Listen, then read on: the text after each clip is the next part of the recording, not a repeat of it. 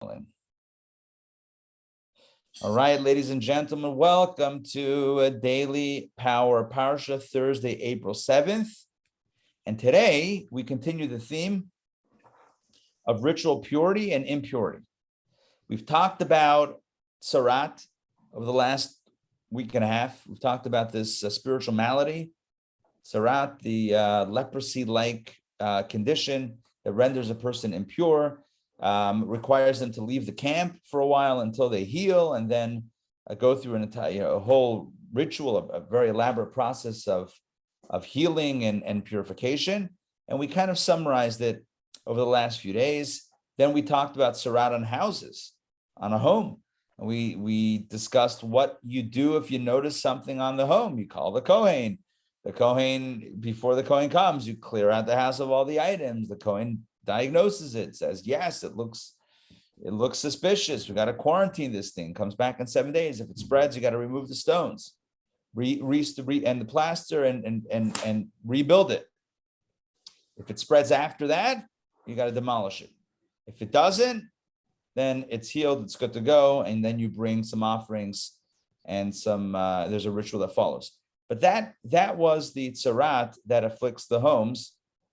And here, what we do, the Torah kind of summarizes, once again, the conversation. So this is Metzora, reading number 5 for Thursday. And here, again, as I just mentioned, the Torah summarizes the discussion. All this is the law for every lesion of tzarat and for a netek. So tzarat is one that goes on the skin. Netek is a tzarat lesion that appears by the hair. And this is also the law for tzarat of garments and houses, and for sa'it, and for sapachat, and for baheret, different types of splotches and blotches and streaks, to render decisions regarding the day of uncleanness and the day of cleanness. This is the law of tzarat. So the Torah definitively summarizes it. It's kind of interesting that it's the beginning of a reading, which is, you would think that this would come at the end of yesterday's reading to kind of close out a reading. And indeed, as you see with the chapter numbers, when the chapter numbers were made, not by Jewish scholars, but nonetheless, they do have these verses concluding chapter 14. But in the Jewish tradition, this begins a reading, and then we segue into a different topic. Why? I don't know, but it's definitely definitely something to think about. Rashi, there's one Rashi here, to render decisions regarding the day of uncleanness. What does that mean? I.e., to determine which day renders it clean and which day renders it unclean. In other words, these are all the laws that tell you when it's unclean, when it's clean, how long you have to wait, how long the quarantine is, etc. All of these are the laws. Okay, so that closes out the Torah's discussion of tzarat. We can move on to the next topic. The next topic are other scenarios that render a human being impure. Now, we know if you come in contact with a dead body, you come in contact with an unclean animal, a dead carcass, etc., renders a person impure. But there are other conditions that are not external, but are what we would call, I guess, more internal. In other words, it's what the body is doing that renders a person impure. So here we go. And the Lord spoke to Moses and to Aaron, saying, speak to the children of Israel and say to them, if any man has a discharge from his flesh, his discharge is unclean. In other words, that discharge, and this is talking about as the commentaries point out, this is an unhealthy discharge from a man. That discharge, the actual fluid, is unclean, is tameh, is impure, and this shall be the nature of his uncleanness due to his discharge. If his flesh runs with his discharge, or if his flesh is plugged up by his discharge, that is his uncleanness. Any bedding, and we're going to look at Rashi and all this, any bedding upon which the man with the discharge will lie shall become unclean, and any object upon which he will sit shall become unclean. So the person, not only himself is unclean due to this discharge, but if he lies down in a bed, sits down in a chair, whatever it is, that thing that he is on top of also becomes impure. Unclean doesn't mean, of course, physically unclean. It means spiritually impure. And a man who touches his bedding, in other words, another party, somebody else touches the bedding. So that person shall immerse his garments and immerse himself in water, and he remain unclean until evening. He has to go to mikvah. And anyone who sits on an object upon which the man with the discharge will sit, shall immerse his garments and immerse himself in water, and he shall remain unclean until evening. So again, we're talking about degrees of tumah, degrees of impurity. And the Torah says something pretty wild, and that is that somebody, if a man is his body is producing this discharge, which is impure, spiritually impure, and then he lies down on a bed, so the bed is impure. Okay, what if someone else lies down on the bed? Now they're impure. You wish with me? It's contagious on some level. That doesn't go on forever, right? If that person that went into the bed that the other guy slept in, if he touches someone else, he gives a handshake, does that guy also become impure? It seems like that's where it stops, right? The guy who's impure lies in the bed, someone else lies in the bed or sits in the bed, they become impure. It seems like that's where it ends as of right now in the conversation. But the important thing is that this can spread. It's, again, I use the word contagious, right? Individual number one is impure, lies down in bed two. Bed two is touched by individual number three. I'm just giving like 1, 2, 3. That individual becomes impure. It transfers from 1 to 2 to 3. Back inside, and again, we're going to go through Rashi's on this soon. So if anyone touches the bedding, not even lies down, touches the bedding or sits on the object, that third party or second party, but third step becomes impure as well. And anyone who touches the flesh of the man with a discharge, in other words, direct contact with the one who's impure, that person also becomes impure. And they shall immerse their garments and he shall immerse his garments and immerse himself in water, and he shall remain unclean until evening. He's got to go to the mikveh. And if the man with the discharge spits upon a clean person, now that's okay. Wow, he's spitting on a person who's pure. Why would he spit on the person? We don't know. But if he spits on that person becomes impure. I'm adding that, right? Shall he immerse his garments and immerse himself in water, and he shall remain unclean until evening. He becomes tameh, impure. So it transfers, again, there's different ways that this tumah, this impurity can transfer. Either this person lies down in a bed and someone else touches the bed, sits down on an item and someone else sits down on the item, touches someone else, or spits on someone else. Not recommending you spit on someone else, just saying if that's what happens, then that person becomes, that the second person becomes impure as well. Any riding gear upon which the man with the discharge will ride becomes unclean. Riding gear like saddle, straight up. And whoever touches anything that will be under him becomes unclean until evening. In other words, if anything is under where this fellow is sitting, all of that becomes unclean. And whoever lifts them up shall immerse his garments and immerse himself in water, and he shall remain unclean until evening. If you lift up the saddle from the horse that this guy sat on, welcome to the state of tumah, the state of impurity. And whomever the man with the discharge touches, without the latter having rinsed his hands, shall immerse his garments and immerse himself in the waters, and he shall remain unclean until evening. Let's do one more verse and go back. And an earthenware vessel. Now, you know about earthenware vessels, right? Earthenware vessels, whatever happens to them, they always get stuck in that status. In other words, if they absorb something, the absorption never leaves. So an earthenware vessel, which the man with the discharge shall touch, that earthenware vessel shall be broken because you can't kosher it. And any wooden vessel shall be rinsed in water, and that purifies it. So you can kosher, if you will.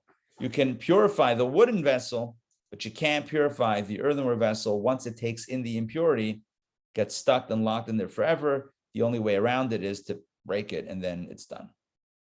Okay, we got a lot to talk about in Rashi. Let's jump in. I know we're not done with the reading yet. We still have some more verses. The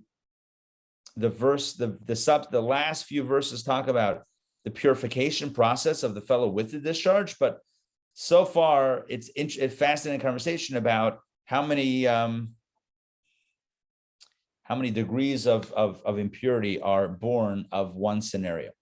So let's read Rashi. Rashi clarifies what type of discharge are we talking about. And Rashi clarifies, one might think that if he had a discharge from any place in the body, he becomes unclean. Therefore, it says from his flesh, meaning not all his flesh.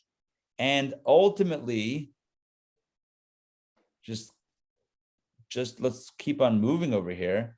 He says, in the case of a man who has a discharge from the very place in his body from which he becomes unclean with a minor degree of uncleanness, namely carry a seminal discharge, he becomes unclean with a major discharge of uncleanness, namely ziva, an abnormal discharge.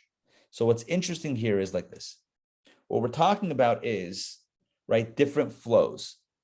Okay, so there are discharge. There is a discharge that is, I would say, a more natural discharge, which would be the seminal discharge, and then, or emission. And then there is the ziva, or the zav discharge, which is an unhealthy, I believe sometimes it's referred, the translation would be an unhealthy venereal discharge. I don't know if that term is accurate, but if it is, then that's what I recall seeing in translations, an unhealthy venereal discharge. So it's not a typical seminal discharge, it's something different. And so that's what we're talking about in this reading.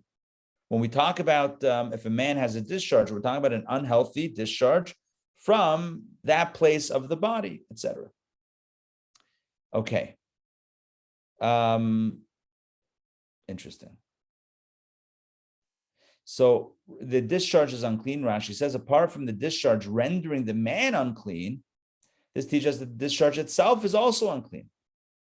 That even one drop of this discharge would defile other people and vessels, would render them impure. And Rashi gets into the difference between the discharge and semen. Like, what's the difference between that? Okay, Rashi breaks it down based on the actual substance, consistency, etc., which we're not gonna get into. All right, let's continue. The discharge, if it runs, so like saliva, Rashi says, which comes out clear. Yeah, so it's a clear. This is the type of clear discharge. Okay,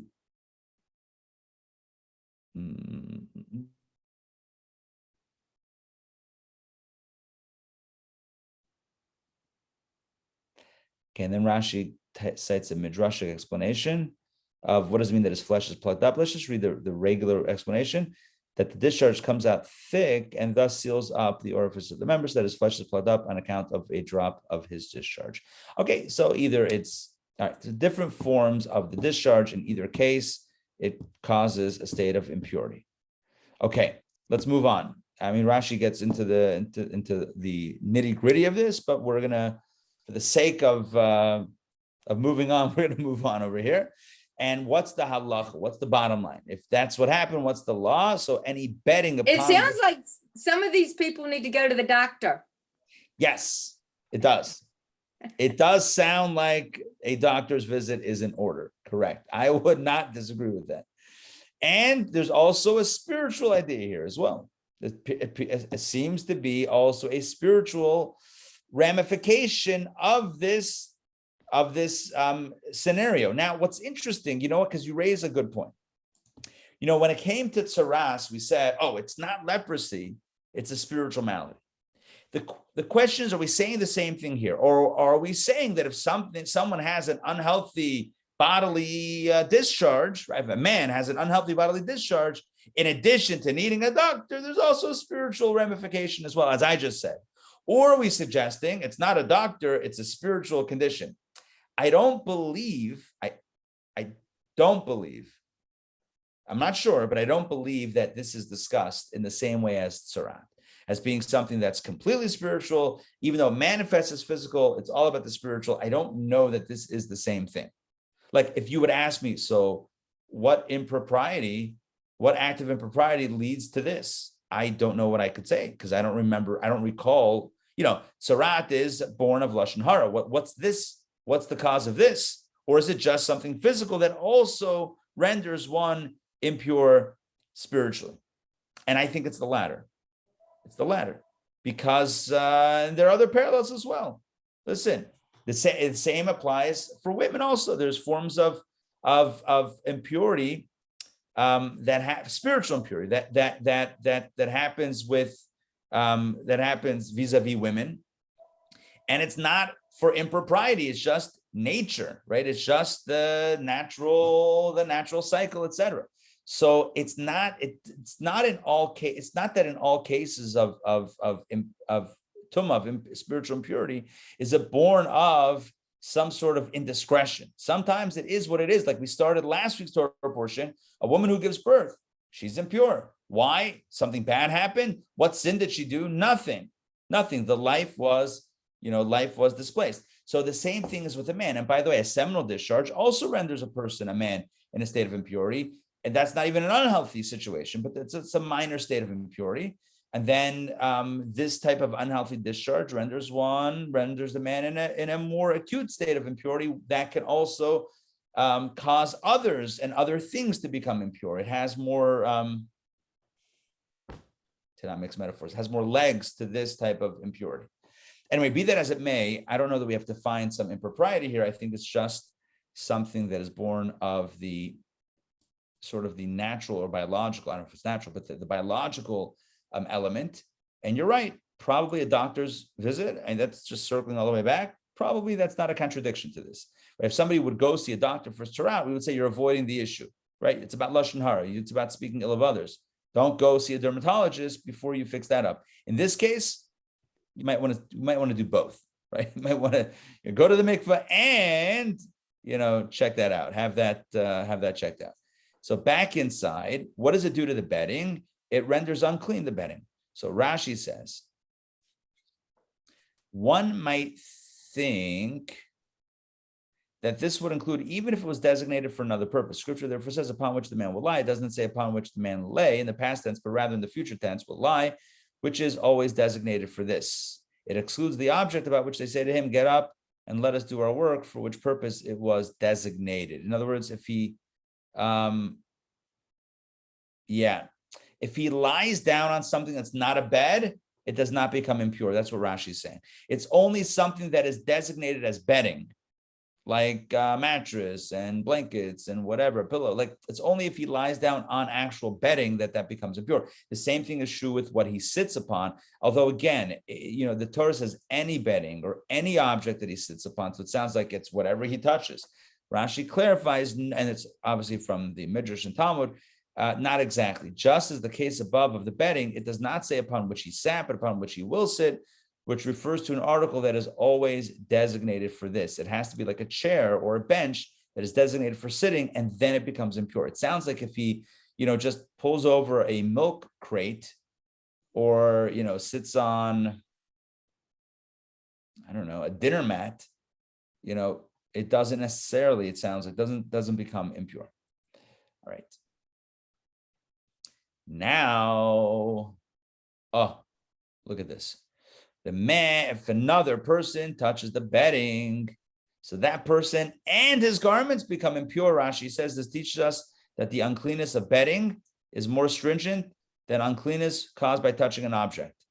In other words, if this Zav, he's called a Zav, the guy with the discharge, if this guy with the unhealthy venereal, clear, runny, or not runny discharge touches an item, it becomes impure. If he lies down on bedding, it also becomes impure. But the bedding impurity is more strict, more stringent than the touching impurity, insofar as a bedding or a seat becomes an av hatuma, which means it becomes a major source of uncleanness, which can defile a person to render his garments unclean, whereas touching an object which is not bedding, that object only becomes a vlad tuma, a secondary source of uncleanness, a degree less than avatuma, and it can defile only food and drink, but not people or objects. So there's different, this gets into a major topic in halacha, which is avtuma and vladtuma. Certain things are considered primary objects of impurity, and certain things are considered to be secondary objects of impurity. And a primary object of impurity renders other things impure in a different way than secondary objects of impurity. So a primary object of impurity can render something else impure so that if the person touches it, for example, they're impure and their garments are impure if you touch that primary element of impurity. But if you touch a secondary element of impurity, the secondary element of impurity only, or object of impurity, only renders food and drink impure and not people or other things. It depends on what the status is. So if you have the Zav, this guy with the discharge, if he touches something, okay, I have something here, touches something, right, touches it, this becomes impure. But what level? Secondary, which means it only renders impure food or drink that it touches, not people or objects. But if this was bedding, if this was a bed, I know it's a phone, but if it was a bed, and the guy, the Zav, lies down on the bed, this becomes, the bedding becomes a primary source of impurity that can then cause other people and their clothing and animals, etc., to become impure as well. Okay, I said animals, I meant people or other things, not animals. Maybe also animals. That's what Rashi says. So these are very important laws. Well, okay. Today we're all impure. We don't have a temple, we have a mikvah, but by the way, so you know, this is one of the reasons why many men have the custom to go to mikvah every day. Because again, whether it's healthy or unhealthy, whether it's natural or when I say unnatural, I mean like something wrong, either way, a discharge renders one in a state on some level of impurity, and therefore even today, many individuals, many men will go to mikveh every single morning, etc. As a thing. Okay, next. Here we go. I have a question. Yes. So, but if they go every morning, they're still unclean till the evening? Yeah, look, it's not really, these were laws that were for the temple and for ritual items, which we don't have. It's just about, like an extra stringency of purification. But you're right. It's pending until evening, correct. The laws are not exactly the same. I mean, it's not, in other words, when I say not exactly the same, what I mean is the stakes are not the same. Right? The stakes are not identical as it once was. So the need for purity versus impurity, what's the need for that? What's really the need, on that level? Because you couldn't go to the temple. Who's going to the temple? Right? They're supposed to be in the real world, acting in the real world. So that's how we, like Joyce said, we become impure as soon as we step out, right? Well, no, I think Joy was saying literally, it says over here, it remains unclean until evening. I think what you're saying is after the mikvah, you may need to go again, right? So, right. But I think, right. But I think, so it's two different points. I think both have their place. The one exception, by the way, would be women as an obligation today, like back in the day. That would be women for the monthly mikvah cycle, which is a mitzvah that is relevant to acts of intimacy. So whereas this for the guy, it's just the state of uncleanliness that he needs to take care of, especially when there was a temple, etc. And guys again do it today as well. But for the woman with her state of impurity, which again is not uncleanness, it's just a natural thing on the every month. So the relevance there is for the purpose of intimacy, which is why, of course, we have a mikvah. Many have even if they don't go to mikvah every month, etc. They go to mikvah before the wedding. That's where that mikvah comes into play. So there are elements of mikvah that are very, very relevant today, mainly for the laws, what we call taras mishpacha, family purity. Okay. By the way, at some point, we're going to do this mikvah crawl and hear more about a mikvah, the women's mikvahs here in Atlanta, and check that out because that's a fascinating thing. Okay, let's check. But don't worry, I won't be leading that. We'll have the women will have appropriate guides for that. Now, let's continue with the Rashis. So anyone who sits on an object, the verse says, so anyone who sits in the object upon which that man with the discharge will sit, they become impure. Okay, so Rashi says, even if he, the second party, did not touch it, even if there were 10 objects, one on top of the other, and the man with the discharge sat on the top one. Reminds me of Bartholomew. No, wasn't there some sort of Bartholomew? I don't know. Anyway, so even if, imagine 10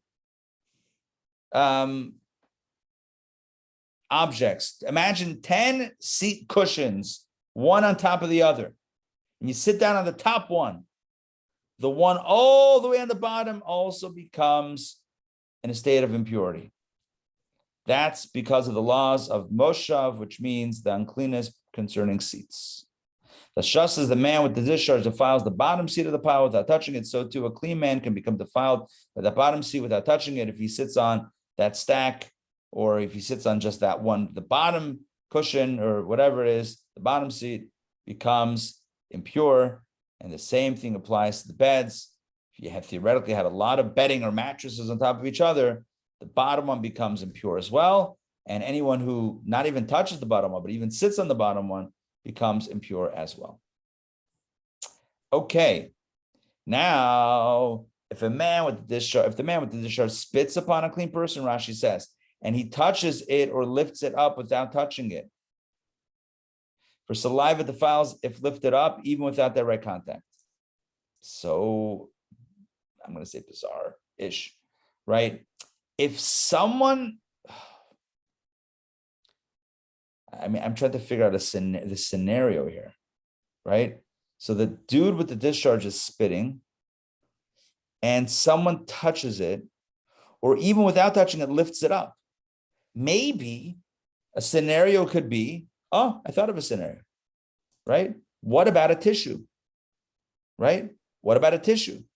Think about it, right? Somebody, whatever, spits into a tissue or whatever it is, right? And this guy with the impurity does that, right? What's the lashon? What's the how do you expectorates or something like that? Yeah, something from the mouth, and then it's sitting there on a tissue or whatever, and then somebody else lifts it up. Gross, right? Whatever. We're not judging the scenario. Just so what do you do? Even without touching the saliva, even if the guy just lifts it up, that renders them impure. Moral of the story, don't clean up someone else's tissues. Boom. See, saving you potential impurity. Practical wisdom from DPP. That's what we aim. That's what we strive to do here at DPP. Practical wisdom. You clean up your own tissues. I'm not lifting any dodgy saliva. I don't know where that's been. COVID got us more in tune with that too. COVID is perfect, right? I mean, I don't mean COVID's perfect. I mean, yes, perfect example. Talk about, first of all the themes, right? Quarantining we had the last few days. We have the idea of things transmitting from one to the other. Yeah, I mean, remember beginning of COVID, we were disinfecting washing the groceries. Washing the groceries. The CDC later on said, all of that was, we didn't need to. But who knew back then? It was all hazmat suits for days. Everyone was all in on that, right? I mean, I spoke to a good friend of mine is a doctor in Manhattan, ER doctor, and he diagnosed patient zero at one of the major hospital systems, like NYU. Is that the one that gave the presentation here, or no? No, that's another guy. But this guy at NYU hospital, he diagnosed their patient zero. And man, he said straight up, they were wearing Ebola suits, like the same full-on stuff that you would wear for, those diseases. I mean, they were wearing. And what's my point? My point is that things can transmit, and things do transmit, and impurity is the same way. Things transmit, right? This guy sits on a sits on a stack of chairs. Bottom chair is out. Someone else touches that or sits on it, out of the game, right? You're impure. Not out of the game, but like impure. Rabbi, there's Someone also, spits and you touch it, impure. Spits and you lift up the spit.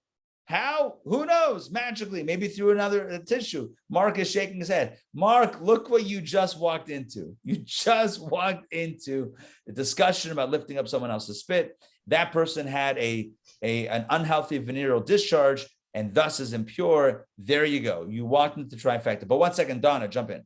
yeah, I mean, we also have the spiritual equivalent because you're familiar with the story, The Princess and the Pea. So there was it's a fable, a children's I fable. feel like it rings a bell, but Yeah. not, So there's like 100 mattresses stacked up, and there's a pea at the, under the she's first mattress. complaining or something. No, trying to find a mate, I think, that can be sensitive to the pea. So that's kind of like, can feel the pea through that. Got it. Okay. Yeah. So it's clearly kind I of don't know the plot. a spiritual. Clearly, I know the setup, but not where it goes. Yeah. So it, but yeah. right. So it's kind of a spiritual equivalent, right? Correct. Well, they got. I just choose to see that they got it from Torah. Obviously, Right. Judaism's gifts to the world. There you go. Mark, jump in. No, I was just going to say, years ago when I was studying Talmud with Rabbi Kunis, and we were studying we were in Brachot, we were studying what Baal Keri. I said, how about a T-shirt that says, "Ask me about Baal Keri"? Anyway, just or not. Or not. or not. By the way, Baal Keri is not even what we're talking about. We're talking about Zav, which is different. Baal Keri is what we would call healthy seminal discharge.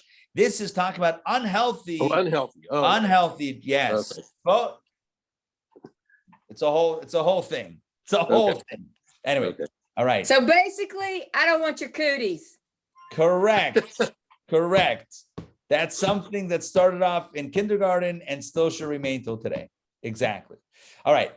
Jumping back inside. So any riding gear also becomes unclean. The guy with the discharge, right? The guy with the unhealthy venereal discharge, any riding gear upon which that guy rides becomes unclean. Rashi, although he did not sit on it. For example, the saddle bow. What's a saddle bow? Saddle bow. You got me. What do I know? Ask me the last time I rode a horse. It's been a while, right? Saddle bow. Is that the thing that you hold on to in the front? I don't know. I have a note. It says in modern French, archon de selle, the rounded upward projecting front part of the saddle, onto which a rider holds. I was right. It's that front part of the saddle that you hold on to. So even if you didn't sit on it, that also becomes unclean because of merkav, riding gear. However, the saddle itself, called whatever in Old French, a board connecting the two uprights of a saddle or saddle girth, belly band, oh my gosh, these become unclean because of moshav, a seat. There's different levels, there's different categories. There's mishkav and moshav, there's riding and sitting. And each one is a little bit different as far as the impurity. Okay, complicated. Hashtag complicated. 10, verse 10, Rashi. All right, Rashi. Whoever touches anything that will be under him, under the man with the discharge, this verse comes to teach us about riding gear, that anyone touching it, the riding gear becomes unclean. He is, however, not required to immerse his garments. There's a feature of the stringency of mishkav as opposed to merkav. Good. There you go. When you sit, when you sit on something and then someone else touches it, their garments become impure. When you ride, merkav, as Rashi just differentiated before, when you ride on something, then it renders the other person impure, but not their garments. I feel like I need to slow this down for just a half a second for clarity's sake. When you're riding a horse and you have a saddle, you're sitting on the saddle, correct? Is it the same as sitting on a chair, or does that have a different status? And the answer is it has a different status. Sitting on a chair is sitting. Riding on a saddle is riding, even though you're sitting also when you ride. I get it. You're in a sitting position. It's not called sitting. It's called riding. Then you're going to ask the question, who cares? Call it what you call it, sitting, call it riding. Who cares? The answer is halachically it's different. Because when you sit on something and then someone else touches that thing, they become impure and their clothes also become impure. But when you ride on something and someone else touches it, then only they become impure, but the garments do not become impure. So therefore, we need to define what's considered sitting, what scenarios, and what's considered riding. If there's a saddle involved, it's most likely discussing riding and not sitting. All right, back inside, Rashi. Whoever lifts them up, Rashi says, any of the items mentioned above in this passage discussing the loss of a man with a discharge, namely his discharge, saliva, his semen, his urine, his bedding, riding gear, or seat, anything anything of this guy, of the bodily fluids, or what this guy sat on or rode on, anything that's lifted up, if any of these items is lifted, it defiles the person who lifted it together with his garments. There you go. So Rabbi Ari? Yeah. There's a note in Rashi. It says, whoever carries them, this is all the sorts of impurity that have been mentioned in the topic of the Zav. It goes on, it says, they're being carried makes a person impure, and he in turn makes his garments impure. So it's the same thing. Yeah, that's literally what we just did. Yeah, that's this Rashi. Right, but in other words, the garments are made impure too. Whether you're riding on a saddle or you're but that's when you lifted it up, but not when you touched it. Good point. Excellent. It gets more complicated. The map, right, we're splitting it again. In other words, if you touch the seat that the guy sat on, you and your garments become impure. If you touch the saddle that he rode on, only you and not your garments. But if you lifted the saddle, say goodbye to your little garment friends. I'm kidding, not goodbye, but your garments become impure. Excellent. Good. Mark, that's the point. Thank you for clarifying. That's the chiddush. That's what Rashi's telling us, right? That typically, if you touch riding gear, only you and not your garments become impure. But if you carry the riding gear, see you later, alligator. Little Red Riding Hood. I don't know what that means, right? You carry the riding gear, boom, you become impure. Next, let's get back inside and let's check out the clarifications of Rashi. Rashi is very helpful here. Whomever the man with the discharge touches without the latter having rinsed his hands, here we go. While the man with the discharge has not yet immersed himself from his uncleanness, knows he hasn't gone to mikveh yet, and even if the discharge has ceased and the man counts 7 days, as long as he has not yet immersed himself in a mikveh, he defiles with all aspects of his with all the aspects of his uncleanness. And the reason Scripture expresses the immersion of a man with the discharge as rinsing hands is to teach you that the hidden parts of the body, the mouth, are not required to be immersed, only the uncovered parts of the body, like the hands. Oh, look at this. Bombshell Rashi. You got to love this. The Torah tells us that the Zav, he's called, let's just learn the term, Zav, the guy with the unhealthy, venereal, watery, whatever it is, running discharge, that guy is called the Zav, right? It's a Hebrew word. It means, Zav means flow, the guy who's flowing, right? The discharge guy, the Zav. This Zav guy, he's impure for a number of days, right? But let's say, as Rashi just said, let's say he is, you got to wait those 7 days, which by the way, we haven't yet discussed waiting 7 days, but because we stopped the story to go back to Rashi, but he's going to have to wait 7 days and then go to mikveh. The whole thing of going to mikveh and waiting until evening was the other guy who touched the thing that this guy sat on. Are you with me? That's the other party. But the original party, the guy who's the Zav himself, he's got to wait 7 days, not 1 day, not a night. He's got to wait 7 days. What happens if there's no flow anymore? What happens if there was discharge and it stopped discharging, right? He's healthy, but he hasn't gone yet to mikveh. He still renders someone else impure. He touches him, still renders others impure. And how does the Torah refer to the fact that he has not yet, in this scenario, that he has not yet gone to mikveh? It says that he has not yet washed his hands. That means immersed in a mikveh. Why are we calling mikveh washing hands? So Rashi says, from here we derive an amazing, a very, very relevant law. That is, when you go to mikveh, right, you immerse your whole body in the water. That's the way mikveh is. It's not just a shower. It's you actually immerse your body. No separation. No. By the way, when you go to mikveh, nothing can separate between the water and the skin. So if there's anything, any other thing that's covering the skin, it has to be removed before going into the mikveh. Otherwise, the mikveh doesn't work. But a person, I'm sorry, I'm interrupting, but got a quick question, Rabbi Ari. Yeah, what about all the Chabadniks with beards?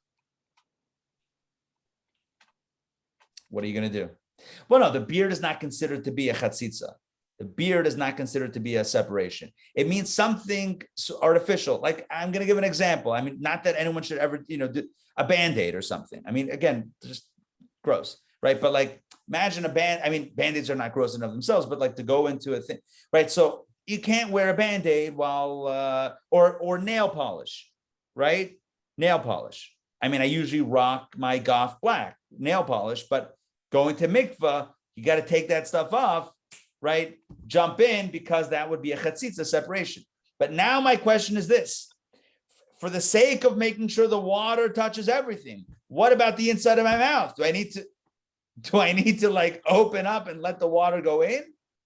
That's the question on the table. Rashi says the fact that the Torah refers to going to mikvah as washing the hands indicates that just like the hands are external, so too you only have to immerse the external. You don't have to open your mouth and let the water go in. Does that make sense?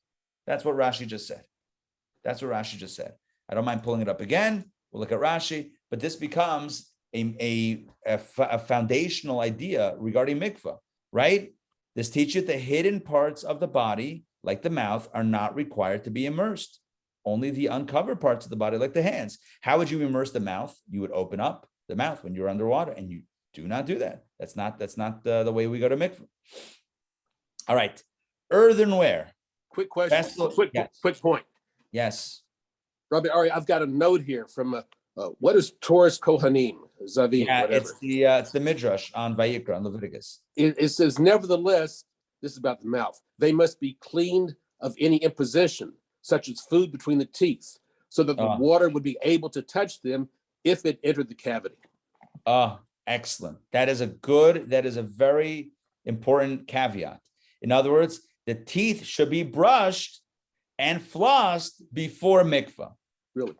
Yeah, because even though we don't, do immerse the mouth, so to speak, but it has to be ready for that immersion, so to speak, even if we don't actually. Now, earthenware vessel, let's skip earthenware. We've done a lot on earthenware vessel in the past. We get it. Once it becomes impure, you can't clean it. Fine. Let's talk about what you do. What about the guy himself? We've talked about everything else. The thing he sits on, the thing he lies down on, the thing he rides. The person who touches, sits on, rides the thing that he sat on, touched, or rode. All right, we get it. What about him? What about the Zav? Here we go. When the man with the discharge is cleansed of his discharge, he shall count 7 days for himself for his purification. You know what that sounds like? It sounds like he's got to wait till that flow stops.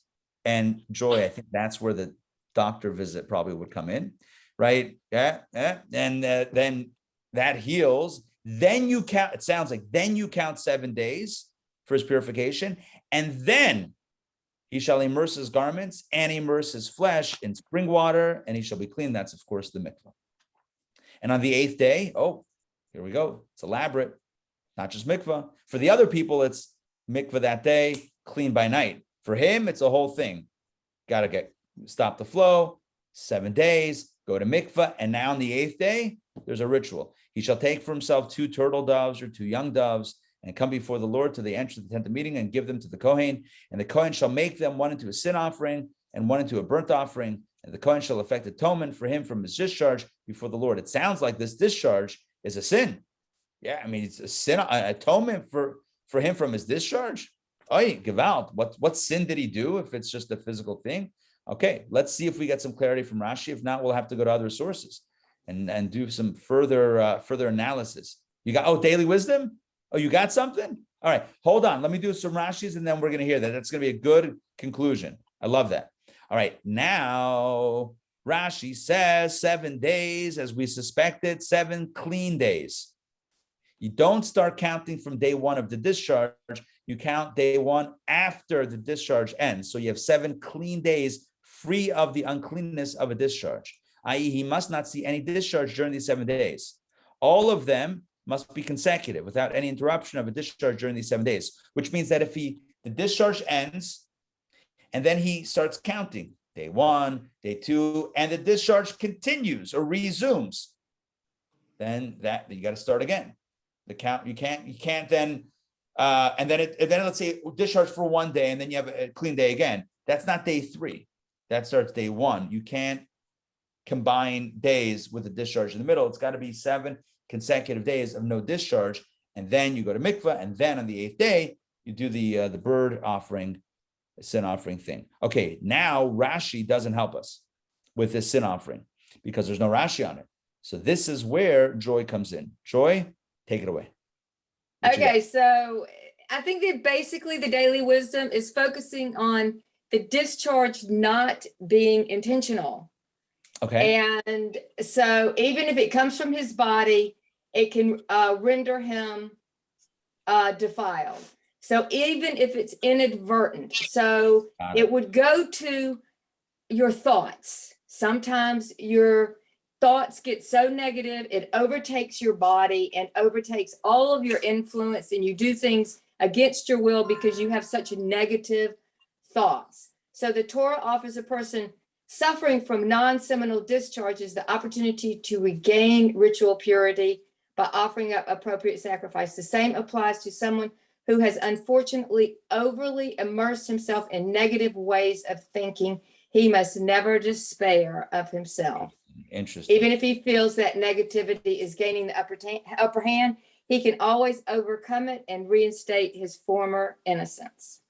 I love that. So I think the way I'm hearing that is it's almost like a subconsciousness that is influenced by our consciousness, but it's not something that we chose, willfully to engage in, but it's just a seminal discharge. I mean, not a seminal discharge. It's just an unhealthy discharge that just happened. But if you think about it, how did it just, I don't mean the physical thing, but like, how did it just happen? Maybe also, I don't know, but I'm not a doctor, but like, how did the unhealthy thing happen?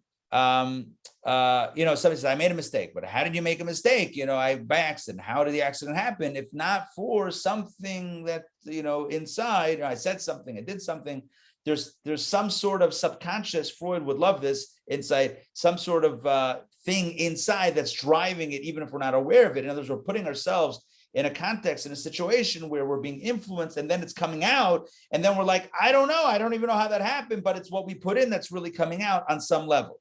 I think that's kind of what it's saying. But what it's actually saying is that even in that scenario, where the influence is so deep, so like deeply embedded that we're not even aware, but it's still coming out, there's still a way to heal from that. I think that's the point of it, that you can still heal from those subconscious thoughts that are not born of, hocus pocus, but of like the things that we immerse our thoughts in, that we're not even like consciously thinking, I'm going to think about this and then do that. I'm just thinking. And then some stuff comes out. Now what? Okay, you can heal from that also. That's the point. We can even undo that type of deeply embedded stuff that manifests itself kind of, subconsciously. That also can be fixed. So that represents a deeper purging something that's embedded a little bit deeper. It's easier. Look, let's talk about clothing, right? And stains. It's easy to get out a superficial stain. Something is like deep inside. It's a little harder to get out. We're suggesting here that this is a bit of a deeper mark on the person, right? Because it's coming out in a subconscious way. It's coming out without intent, without thought, without conscious thought, because it's so deep inside. Okay, but that still can be pulled out. The right formula, the right process. All right, that's it for today. All right, so today was all about the Zav. Today was all about the Zav. That the impure, unhealthy flow. By the way, tomorrow we talk about a seminal discharge. And there it's only until evening. Yep. What's next week's portion? And that's the, one second. And that is the contrast, obviously. Today was the unhealthy venereal discharge. Tomorrow is the typical or whatever, the not unhealthy seminal discharge. one requires all sorts of, one renders much higher degrees of impurity and requires the individual himself to undergo a 7-day clean period before mikvah. And in this case, he just goes to mikvah and he is impure until evening. By the way, all right, whatever. I mean, I don't know if we have to get into it. The question was asked, so what, but you still need the evening. And the answer might be true. I know I gave a different answer before about, difference today versus yesterday, but even if we stick with that, right, till evening, it also could be fine. Also could be okay. Anyway, I think that makes sense also. Now, how much longer are we talking? How many? Just till the end, to the end of this, week. In other words, And we have tomorrow a new, we'll wrap it up, and then next week, Acharei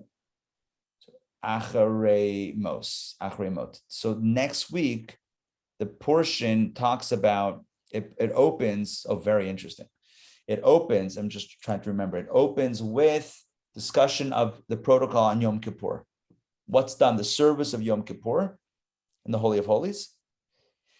And then it talks about relationships, forbidden relationships. The second half, the last half of that portion. And I'm sure there's other stuff in between. Those are the two highlights. Whatever. Those are the two major themes. Yeah. Leviticus is an interesting book. That the narrative of Torah is easier to follow. Yeah. Creation, Noah and the flood, Adam and Eve and Noah and Abraham and Isaac, Jacob, Exodus, it's like Moses, plagues, splitting the sea. It's like, this is we're getting into the laws, and these laws are unfamiliar. A lot of them are involved with the temple and, things that are not currently, front and center of Jewish practice. So it's a little harder to make our way through Leviticus, but it's Torah. And each piece, as we've seen, as Joy mentioned today, each piece has a spiritual analog as well. Sarah's asking, did I miss something about a sacrifice? I saw it in Rashi, and Joy said something as well. Hold on, what do we say about sacrifice? Let me just double check. Trying to remember what we said. I don't think we said something specifically about the there was nothing Rashi on it. Yeah. It's down at the end today. 14 and 15. They talk about. Right, the 2 turtle doves, the 2 young doves, the sin offering, the burnt offering. But I don't see a Rashi on that. At least, yeah. It was at the end of the discharge thing. We passed over it. We went through the front, and then at the very last sentence on Rashi. I don't have a computer to pull it up. Okay, 1 second. Let me see if I can find it. Hold on. Let's see.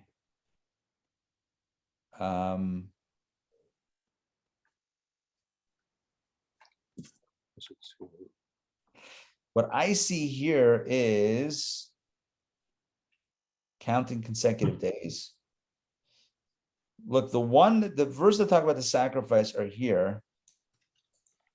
And I don't see a Rashi on that, but I'm trying to see if there was a Rashi before that talks about the sacrifice. I can't find it. I'll find it. I'll look later. Thank you. Yeah. And we can pick that, and let's start with that tomorrow then. Okay, so tomorrow we talk about the laws of the seminal discharge. Then we talk about laws regarding intimacy and a woman's parallel forms, if you will, of impurity of tumah for women, as I mentioned it very briefly today. And then that is that. Okay. All right. That's it for today. So what's the moral of the story? Moral of the story is we can address the influences that influence us in subtle ways. Even those can be influenced. We'll stick with that. It's a good one.